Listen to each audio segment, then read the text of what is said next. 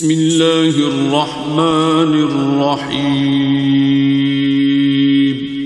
شروع اللہ کا نام لے کر جو بڑا مہربان نہایت رحم والا ہے۔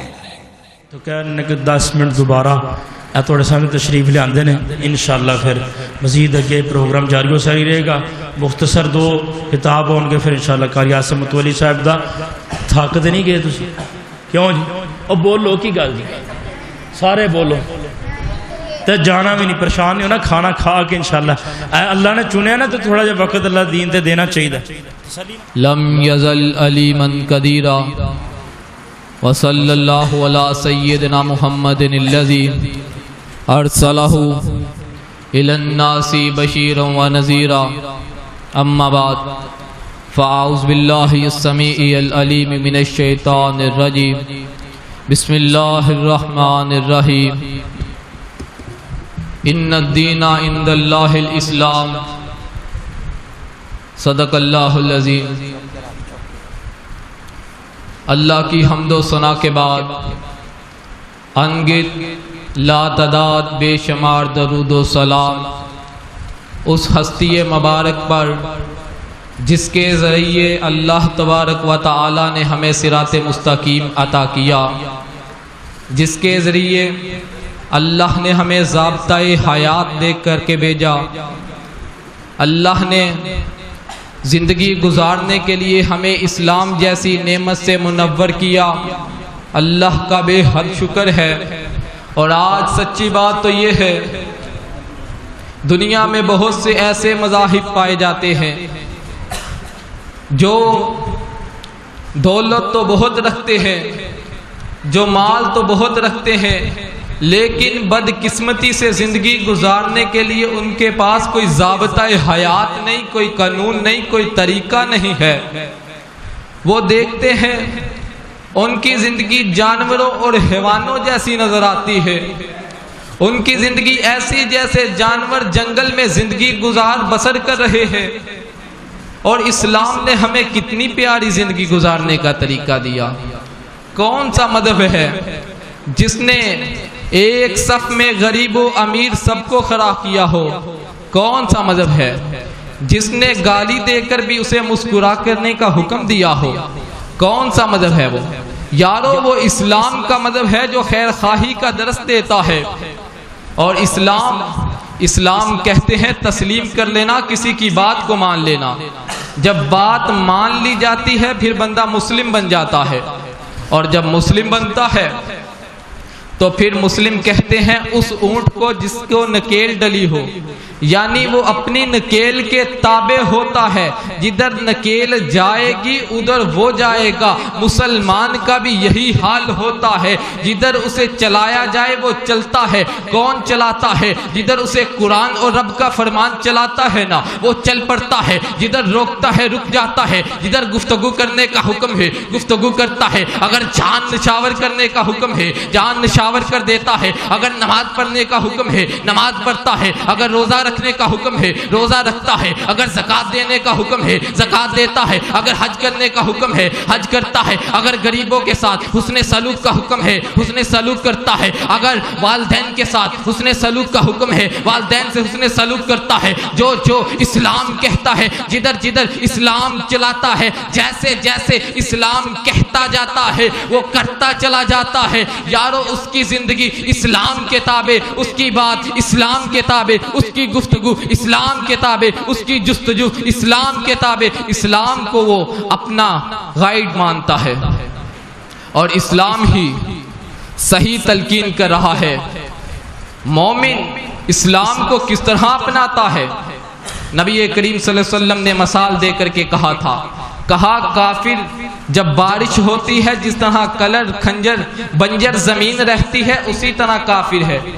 بارش تو ہوتی ہے، قرآن و حدیث اسلام تو سنتا ہے لیکن کوئی فائدہ نہیں ہوتا۔ جو منافق ہے اس کے دل اس طرح ہے جس طرح گڑا ہے، پانی تو اس میں رکتا ہے، لوگ فائدہ اٹھاتے ہیں لیکن خود کو فائدہ نہیں ہوتا۔ اور مومن ایسے ہے جیسے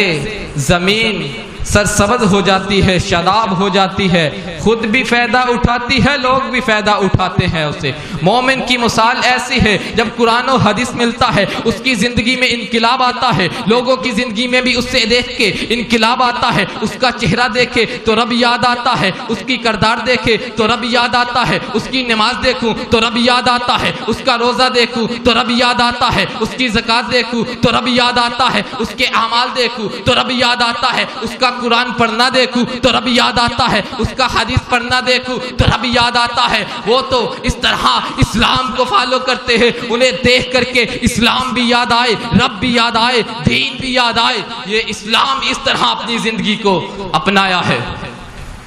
اسلام اس طرح تلقین کرتا ہے۔ اور کوئی کہتا ہے مجھے عزت مل جائے، میں اسلام کو بھی نہ کروں، فالو کروں، اسلام کو چھوڑ کر کے عزت ڈھونڈتا ہے۔ جانتے ہو عمر بیت المقدس کے موقع پر جب صحابی نے آپ کو بڑا خوبصورت لباس پیش کیا، کہا لباس تو بسیدہ ہے نا، کہا صحابی جانتے ہو نا اللہ نے عزت دی۔ ایک وقت تھی معاشرے میں ہم ذلیل سمجھے جاتے تھے، ہم قلیل سمجھے جاتے تھے، اللہ نے ہمیں عزت دی، اللہ نے ہمیں عظمت دی، اللہ نے ہمیں مقام دیا، لوگوں نے ہمیں احترام دیا۔ اور آج تم اسلام کے علاوہ لباس میں عزت ڈھونڈتے ہو، اسلام کے علاوہ دنیا میں عزت ڈھونڈتے ہو، اسلام کے علاوہ کاروبار میں عزت ڈھونڈتے ہو، اسلام کے علاوہ سیاست میں عزت ڈھونڈتے ہو، اسلام کے علاوہ اپنی قیادت میں عزت ڈھونڈتے ہو، اسلام کے علاوہ دنیا کے معاملات میں عزت ڈھونڈتے ہو۔ تو سن لو، یہ عزت عارضی عزت ہوگی، یہ مقام عارضی مقام ہوگا۔ اصل عزت وہی ہے جو رب نے آپ کو دین کے ذریعے میں عطا کی ہے۔ باقی عزتیں کیا عزتیں ہیں۔ اور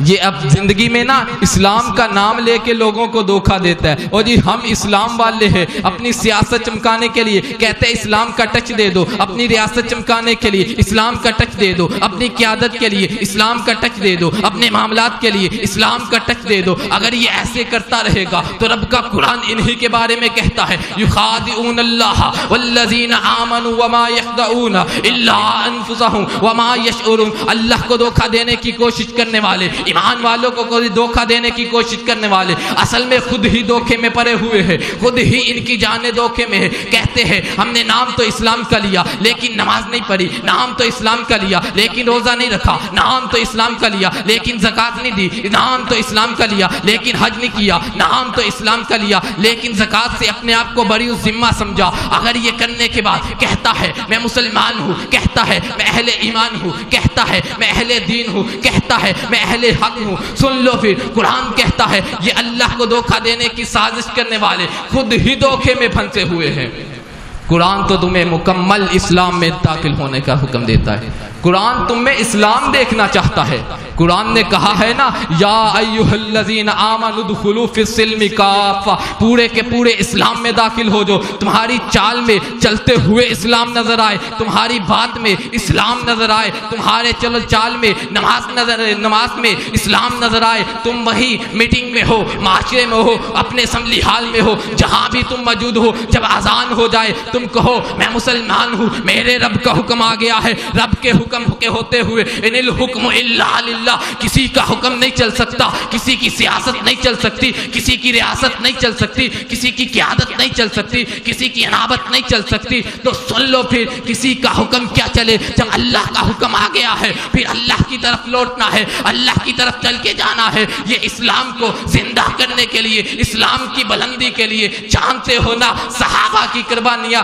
صدیق نے اپنی صداقت دے کے کہا اسلام زندہ باد، عمر نے اپنی عدالت دے کے کہا اسلام زندہ باد، عثمان نے اپنی سخاوت دے کے کہا اسلام زندہ باد، علی نے اپنی شجاعت دے کے کہا اسلام زندہ باد، معاویہ نے اپنی سیاست دے کے کہا اسلام زندہ باد، حسن و حسین نے اپنی ذہانت دے کے کہا اسلام زندہ باد۔ اور سن لو اماموں نے اپنی امامت دے کے کہا اسلام زندہ باد، خطیبوں نے اپنی خطابت سے کہا اسلام زندہ باد، فقیہوں نے اپنی فقاہت سے کہا اسلام زندہ باد۔ تو سن لو پھر آج ہم بھی یہ پیغام دینے کے لیے آئے ہیں، کریا کریا بستی بستی نگر نگر کہتے رہے کہیں گے اسلام زندہ باد، اسلام کے نفاذ کے لیے جو علماء کی محنت ہے، اسلام کے نفاذ کے لیے جو علماء کے بیان ہے، کعبہ کے رب کی قسم روح کو تڑپا کے رکھ دیتے ہیں، اور جو حق کے لیے اٹھتے ہیں وہ اسلام والے ہی اٹھتے ہیں۔ آج اگر سیلاب زدگان کے لیے کوئی اٹھا ہے،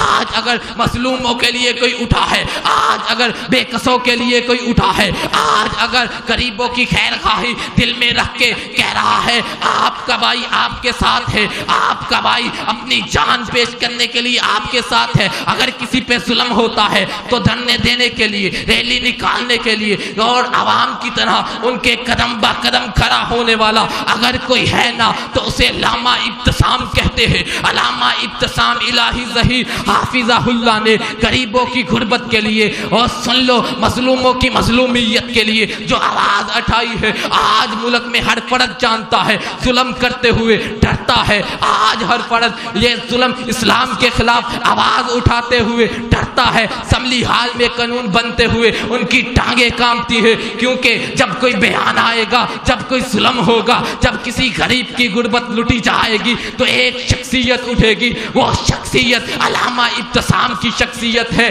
جو قدم با قدم اسلام کے لیے، قدم با قدم اسلام کے دفاع کے لیے، قدم با قدم اسلام کی عزت کے لیے، قدم با قدم اسلام کی غیرت کے لیے، اسلام کی حیا کے لیے اپنا تن من دن پیش کرنے کے لیے کھڑا ہے۔ تو سن لو ہم بھی قرآن و حدیث کے لیے، اسلام کی عزت و عظمت کے لیے اپنے قائد علامہ ابتسام کے ساتھ قدم با قدم کھڑے ہیں، اور جب تک منہ میں زبان رہے گی، جسم میں جان رہے گی، اسلام کے دفاع کے لیے، اسلام کی عزت کے لیے، اسلام کی عظمت کے لیے کوئی بھی بلائے، اپنا بلائے، بغانا بلائے، یار بلائے، ادیار بلائے، کوئی بھی بلائے گا اسلام کی سرفرازی کے لیے، اسلام کی عزت کے لیے، اسلام کے نفاذ کے لیے، اسلام کے قانون کے لیے، اور کعبہ کے رب کی قسم پہنچوں گا، اور جب تک منہ میں زبان ہے، جسم میں جان ہے، میں اسلام کے دفاع کی بات ادھر بھی کرتا ہوں، جگہ جگہ کرتا ہوں،